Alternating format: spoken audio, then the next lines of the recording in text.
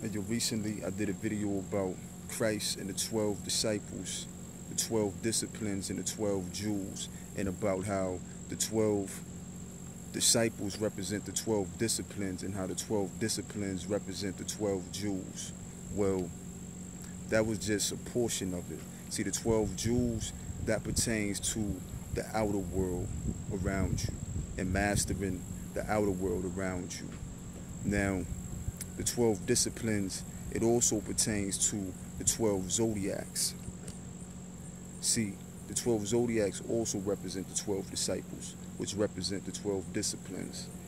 So, Christ had 12 disciples, and the serpent had 12 zodiacs. The serpent is the Christ.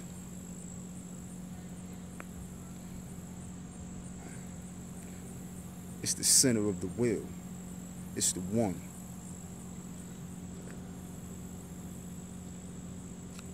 All else revolves around it. Mastering the 12 jewels, like I said, that pertains to the outer world. But mastering the 12 zodiacs, that pertains to the inner world. So you have the 12 jewels, which I named previously, is dealing with the outer world and the things around you. You have the 12 zodiacs, which deals with the inner world, the things inside of you. Now, the physical reflects the spiritual. Just think about that for a minute.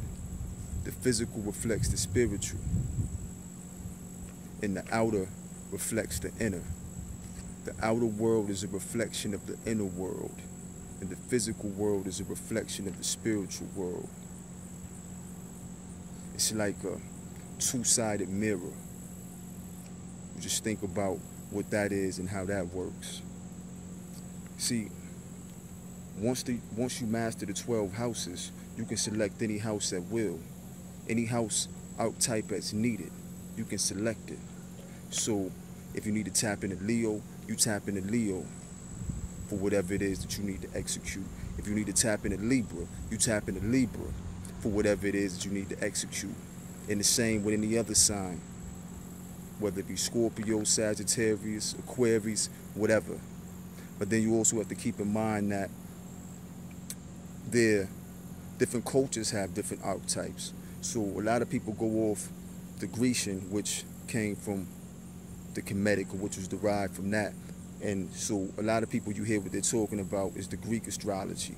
So you hear things like Libra, Pisces, Sagittarius, Leo, so forth and so on. But then you also have the Kemetic sun signs, so which would be things like Set, Asar, Mayat, Isis, or Aset, things of that nature. Then you have the West African astrology.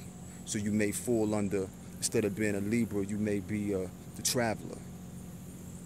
Instead of being a Virgo or Leo or Capricorn, you may be a Kola nut, or the Wealth of Amber and Silver, or the Marketplace.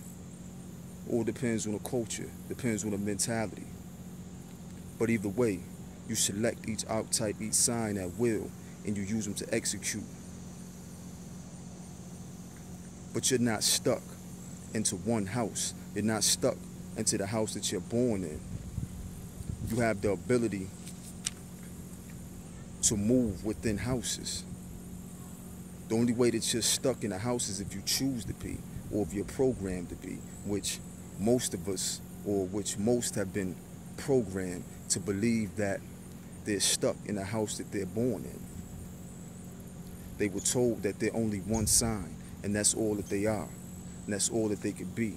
Well, actually, you embody them all of the signs.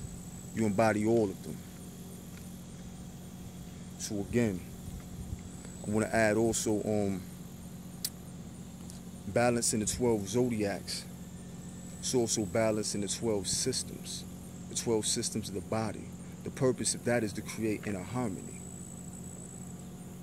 See, each zodiac is associated with a system in the body and a function associated with that bodily system.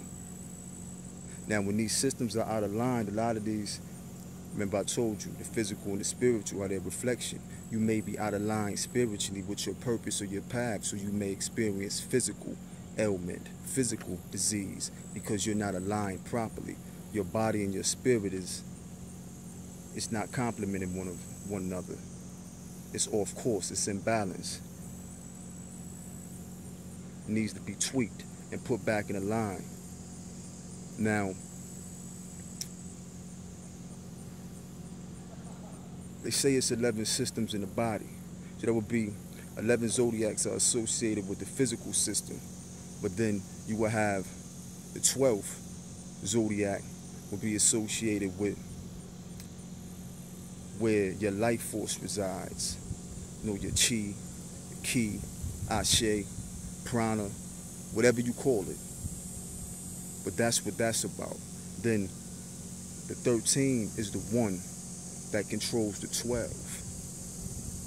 It's the center of the wheel, the serpent, the healer, the Christ, the ascended spirit. See, self-mastery is about mastering each zodiac. Mastering each zodiac is mastering yourself. Mastering each house is mastering an aspect of yourself. You master these houses until there are no more houses left. Houses are boxes. You don't want to be restricted or restrained to a box. See, this is how you obtain free dominion, the kingdom that I speak of, that I mentioned previously. So it's all about tapping into that energy of the one. And what is 13? I said before, 1 plus 3, that gives you 4. So the 4 signs of direction. The north, the east, the south, the west. That also pertains to the body. So you see the symbol of the skull and the bones. The skull is representing the mind, and the bones are representing the body. So when you see that compass, that equilateral cross, that's representing the body and the direction of the body, you place yourself in the center and you direct that vehicle.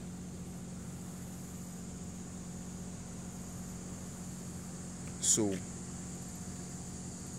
I just briefly wanted to touch back on that and add a little bit more to it, because I know before I mentioned just the 12 jewels and I kind of left it there as opposed to elaborating and going on with the 12 zodiacs, the 12 jewels, the 12 disciplines, and how they all relate to each other. But again, like I said before, the physical is a reflection of the spiritual, and the outer world is a reflection of the inner world. You have to find harmony, you have to find balance. You balance both worlds. Remember, you're the soul controller. Stay in control.